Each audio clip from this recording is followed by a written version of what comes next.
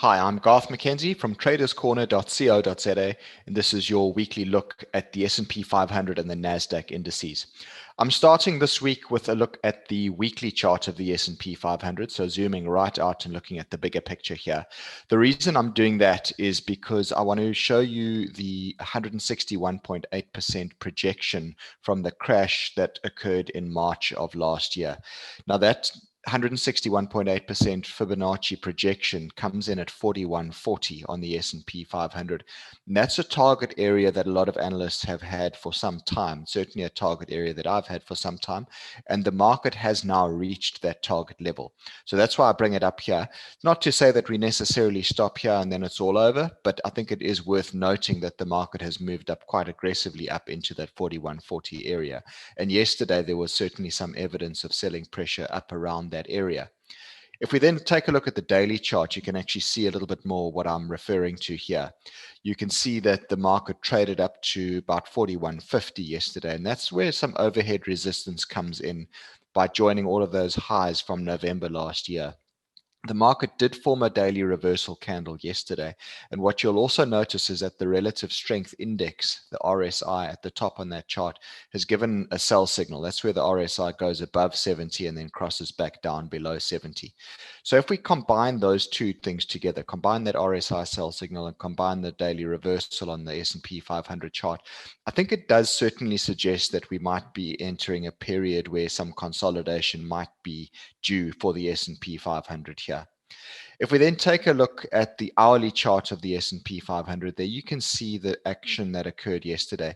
Note that the price actually broke down below that short-term little uptrend, and also the price has broken down below the 15-hour exponential moving average for the first time in about 3 weeks.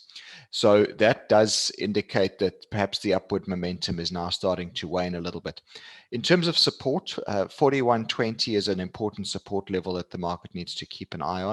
If it were to break down below 4120, then it would bring the area at around about 4080 into play. There's a gap in the chart there, and below that at about 4020, there's another gap. So those are the possible downside targets if we were to see a little bit of near-term consolidation here. Of course, I'm not talking about the upside. What would happen if the market were to break out above 4150? Well, then what would probably happen there is we could see a stretch move back up to about 4200, but that would take the market into new all-time high territory once again. It is quite stretched at these levels, so some consolidation does look likely given the picture that I've painted here so far, and as long as that high of yesterday remains intact. Then let's take our attention to the Nasdaq 100. We're starting with a daily chart here. Last week, I alluded to the fact that the 13,300 level is significant, and the market at that stage was breaking above 13,300. It's continued to move above that area, and it's gone up to actually make new all-time highs, much like the S&P 500 has. And it certainly seems that there's been a theme of moving back towards growth stocks over the last week, and that's why you're seeing the Nasdaq performing quite well and making new highs. Yesterday, the market reached 14,000 and it turned lower from that area. You can see quite a big red candle on yesterday's daily chart. That signals a reversal and potentially signals the possibility that we might begin to see a little bit of consolidation here begin to occur on the Nasdaq. And then finally, let's take a look at the hourly chart of the Nasdaq. Here you can see that 14,000 level that I mentioned that was tagged yesterday, and the market's turned lower from that level and it traded all the way down, closed more or less on the session low yesterday. At the lower levels, we've got a gap at 13,600, and then further down at 13,350, there's another gap in the chart. So if we were to see some further consolidation here in the weeks ahead, then those potentially could be your targets where those gaps come in. On the other hand, a move above 14,000 then opens a move up to 14,200 on the Nasdaq.